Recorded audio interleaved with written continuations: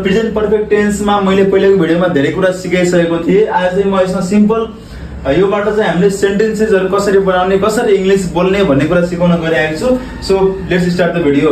Formula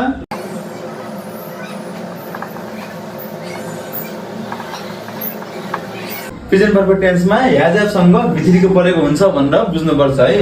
ह्याज have सँग always के हुन्छ, भित्रीको परेको हुन्छ। त्यसैले हामीले यो कुरा ध्यान दिनुपर्छ है। अब हामीले के ध्यान दिनु भन्दाखेरि आई यु वी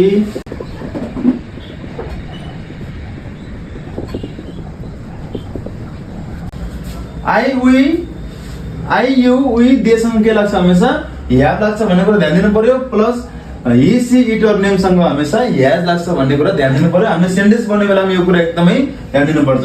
जस्तै now I am going to make a sentence. अब हेर्नुस् मैले सेन्टेन्स कसरी बनाउँछु, तपाईले पनि त्यही अनुसार सेन्टेन्स बनाउनु होला है त।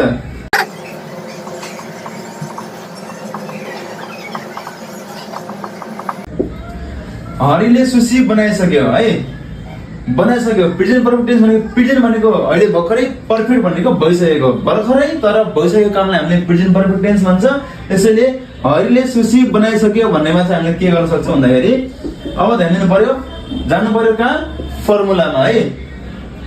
फर्स्टमा हामीले के लियो, सब्जेक्ट। सब्जेक्ट के छ,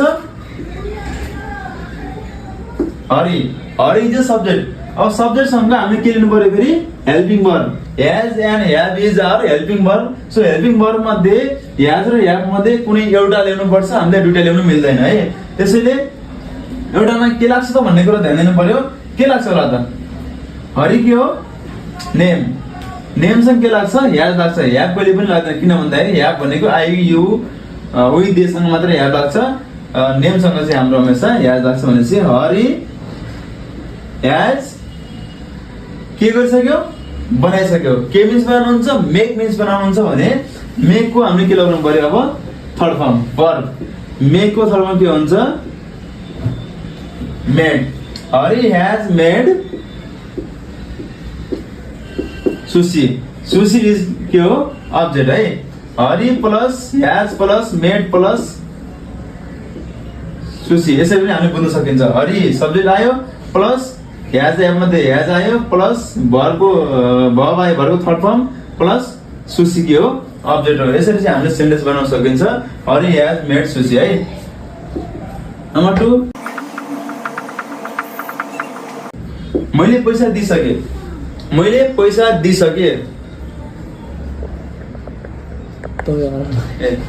मैले पैसा दिइसके, अथवा मैले पेन दिइसके, अथवा मैले मोबाइल दिइसके। कुनै पनि चीज तपाईले दिइसक्नु भयो भने त्यसलाई के भन्ने फेरि अब कसरी बनाउनु त्यो सेन्टेन्स हेर्नु है।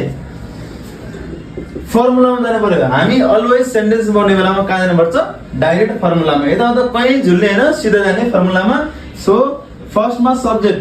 सब्जेक्ट भनेपछि के हुन्छ, आए, किनकि हामी यहाँ के छ, मैले भन्ने छ है। अथवा उसले भन्ने आयो भने तपाईले ही लगाउन सक्नुहुन्छ है। अथवा उनीहरूले भनेपछि तपाईले के लगाउन सक्नुहुन्छ, दे लगाउन सक्नुहुन्छ। त्यसैले यहाँ हामी कुरा गर्दैछौँ, मैले भनेपछि आए। आएसँग हमेशा के लाग्छ, ह्याभ लाग्छ। याज A B E, I have. के मिन्स दिनु हुन्छ, गिभ मिन्स दिनु हुन्छ भने गिभ को third form give, gave, given. Give means दिनु, गेभ मिन्स दियो, गिभन मिन्स दिइसकेको। That's why we are using G I B E N. I have given money, like this. Very simple. Subject plus has मध्ये एउटा have plus verb third form given plus object money. I have given money. यसरी चाहिँ हामीले sentence बनाउन सकिन्छ। Very simple way छ। तपाईहरुले पनि कोशिश गर्नु होला घरमा। यदि कुनै कुरा तपाईले भिडियोमा बुझ्नु भएन भने तपाईले कमेन्टमा लेख्न सक्नुहुन्छ, मैले यो कुरा बुझेन भनेर। So thank you so much। यदि तपाई पनि इंग्लिश सिक्न चाहनुहुन्छ, तपाई पनि इंग्लिश इम्प्रुभ गर्न चाहनुहुन्छ भने प्लिज मलाई फलो गर्नु होला। हामी सबैजना मिलेर अगाडि बढ्नेछौँ। Thank you so much. Bye bye, have a nice day.